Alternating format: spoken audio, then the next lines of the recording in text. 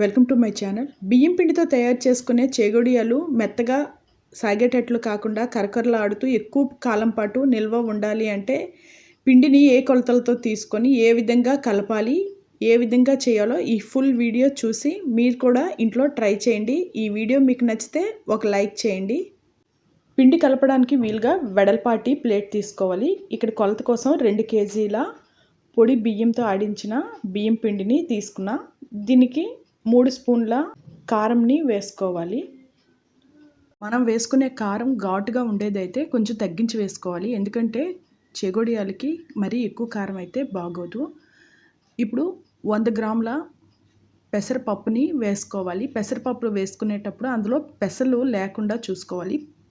బద్దలుగా కాకుండా పెసలు ఉండేటట్టయితే వేయించేటప్పుడు చేగొడియాలు పేలుతాయి అన్నమాట. అలాగే 100 గ్రాముల నువ్వుల్ని వేసుకోవాలి. చేగొడియాల్లో నువ్వులు పెసలు వేయడం వల్ల చాలా టేస్ట్ వస్తుంది. ఇప్పుడు ఇందులోకి 3 స్పూన్ల సాల్ట్ వేసుకోవాలి. సాల్ట్ ముందు తక్కువగానే వేసుకోండి, తర్వాత సరిపోకపోతే యాడ్ చేసుకోవచ్చు. ఇప్పుడు ఇందులోకి జీలకర్ర 25 గ్రామ్స్, అలాగే ఇంగువ 1/2 స్పూను వేసుకోవాలి. ఇవన్నీ వేసుకున్న తర్వాత మొత్తం ఇవన్నీ పిండిలోన బాగా కలిసేటట్లు మొదట కలుపుకున్న తర్వాతనే వాటర్ని యాడ్ చేసుకోవాలి.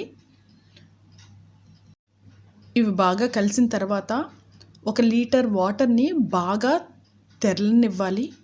ఈ బాగా మరిగిన నీరుని ఒకేసారి వేసుకోకుండా కొంచెం కొంచెంగా కలుపుకోవాలి. వాటర్ బాగా మరిగితే ఈ చేగొడియాలు చాలా గుల్లగా వస్తాయన్నమాట. వాటర్ ఎక్కువ వేడిగా ఉంటుంది కాబట్టి నేరుగా చేత్తో కలపకుండా గరిటెతో కానీ స్పూన్తో కానీ కలుపుకోవాలి.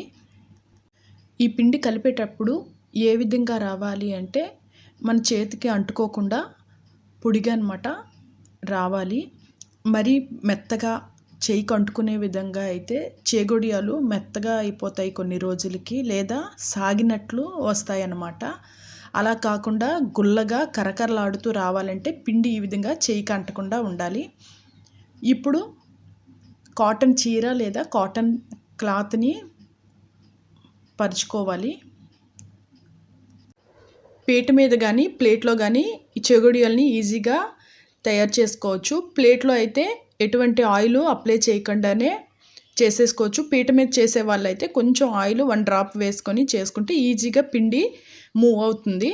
మనకు కావాల్సిన సైజులో అన్నమాట ఉండలాగా చుట్టుకొని ఈ విధంగా వేళ్ళతో స్ప్రెడ్ చేసుకుంటే సన్నంగా తాడులాగా వస్తుంది కదా. ఈ విధంగా చేసుకున్న తర్వాత చివర్లు రెండును కలపటమేని కొంచెం ప్రెస్ చేసుకుంటే ఈ చేగొడియం విడిపోకుండా ఉంటుంది. ఈ విధంగా చేసిన చేగొడియాల్ని ఈ కాటన్ క్లాత్ పైన వేసుకుంటే చెమ్మ మొత్తం పీల్చుకుంటుంది. క్లాత్ మీద వేయడం వలన మొత్తం అందులోన చెమ్మ పీల్చుకోవడం వలన చేగొడియాలు వేగంగా వేగడమే కాకుండా మెత్తగా అయిపోవు, సాగినట్లు రావు, కరకరలాడుతూ ఉంటాయన్నమాట. చేసిన వెంటనే వేయించకుండా ఇవి క్లాత్ పైన వేసుకొని 10 మినిట్స్ వీటిని విడిచిపెట్టేయాలి.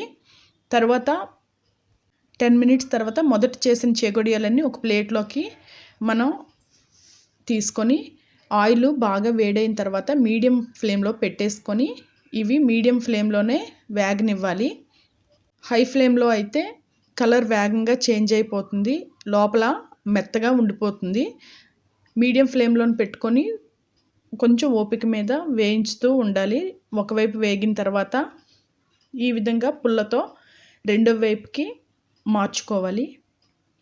రెండు వైపులు బాగా వేగిన తర్వాత ఆయిల్ నుండి బుడగలు రావడం ఆగిపోతుంది కదా, అప్పుడు ఈ ఆయిల్ నుండి చేగొడియాల్ని సెపరేట్ చేసేసుకోవడమేనండి. ఈ చేగొడియాలు తయారు చేయడానికి ఇద్దరు ఉంటే వేగంగా అయిపోతుంది. ఒకరు చేస్తూ ఉంటే ఇంకొకరు వేయిస్తూ ఉంటే వెంటనే ఈజీగా తయారు చేసేసుకోవచ్చు. ఇవి ఎక్కువ రోజుల పాటు నెలల తరబడి కూడా నిల్వ ఉంటుంది. టీతో కానీ ఈవినింగ్ అలాగా కాలక్షేపానికి కానీ తినడానికి చాలా బాగుంటుంది. ఈ విధంగా ఈ ప్రాసెస్లో తయారు చేసుకుంటే మనకి ఎక్కువ రోజులు నిల్వ ఉండటంతో పాటు సాగిపోకుండా మెత్తగా అయిపోకుండా కరకరలాడుతూ ఉంటుంది. ఈ వీడియో నచ్చితే ఒక లైక్ చేయండి. Thank you.